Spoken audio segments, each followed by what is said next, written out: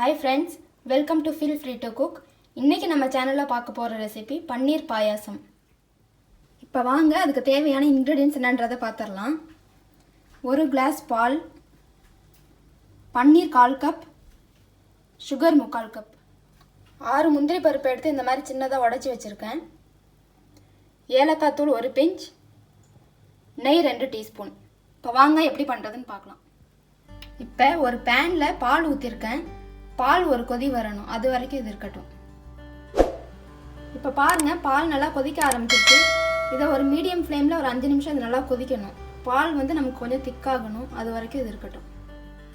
இப்போ பால் 5 நிமிஷம் நல்லா கொதிச்சிருச்சு, கொஞ்சம் ஓரளவுக்கு கெட்டியாக ஆரம்பிச்சிருச்சு. இப்போ இந்த ஸ்டேஜில் நம்ம எடுத்து வச்சிருக்க சுகர் ஆட் பண்ணிக்கலாம்.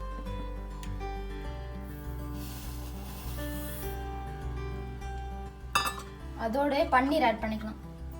பன்னீர் இந்த மாதிரி துருவி ஆட் பண்ணிக்கோங்க.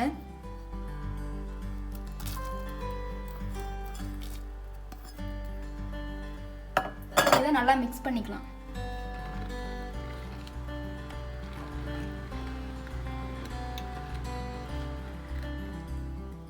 இப்போ இது 5 மினிட்ஸ் மீடியம் ஃப்ளேம்ல இருக்கட்டும்.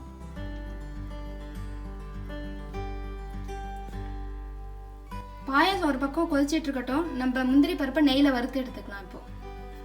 இப்போ நெய் 2 டீஸ்பூன் ஆட் பண்ணியிருக்கேன். நெய் சூடாயிடுச்சு. இப்போ முந்திரி பருப்பு ஆட் பண்ணிக்கலாம். இது நல்லா கோல்டன் ப்ரௌன் கலரில் வரணும், அது வரைக்கும் இது ஃப்ரை ஆகட்டும். நான் முந்திரி பருப்பு மட்டும் ஆட் பண்ணியிருக்கேன். நீங்கள் இந்த கிஸ்மிஸ் பழம் இருந்தால் கூட அதை கூட ஆட் பண்ணிக்கலாம், பாதாம் கூட ஆட் பண்ணிக்கலாம். இப்போ முந்திரி பருப்பு நல்லா ஃப்ரை ஆயிடுச்சு, கோல்டன் ப்ரௌன் ஆயிடுச்சு. இப்போ இதை ஆஃப் பண்ணிடலாம். நம்ம பாயாசம் இப்போ 5 நிமிஷம் நல்லா கொதிச்சிருச்சு. இப்போ நம்ம ஏலக்காய் தூள் ஆட் பண்ணிக்கலாம். அதோடவே வறுத்து வச்சிருக்க முந்திரி பருப்பு ஆட் பண்ணிக்கலாம். இப்போ இதை ஆஃப் பண்ணிடலாம்.